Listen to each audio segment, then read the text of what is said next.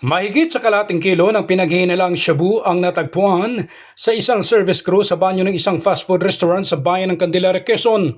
Ayon kay Police Colonel Ledon Monte, Provincial Director ng Quezon Police Provincial Office, na nasa 511.5 gramo ng pinaghihinalang shabu nang na merong dangerous drug board value na 3,478,200 o street value na nagkakahalaga ng nasa 10,434,600 pesos. Dagdag pa ni Police Colonel Monte, pumasok di umano sa nasabing restaurant ang ilang police patrollers upang kumain na posibleng naging dahilan kung bakit iniwan ang nasabing kontrabando. Sa kasalukuyan, nire-review na ang mga CCTV footage mula sa nasabing restaurant upang matukoy ang posibleng pagkakilanlan ng mga sospek na nakaiwan sa nasabing kontrabando.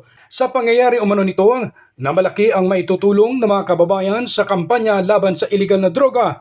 Nagpasalamat din ang pamunuan ng PNP sa mga staff at management ng Mang Inasal dahil sa tama at mabilisang nilang pagtugon matapos madiskubre na may kontrabando sa kanilang lugar. Ronda balita mula sa lalawigan ng Quezon. Ako si J.R. Narit, naghahatid ng mahalagang impormasyon at balitang totoo.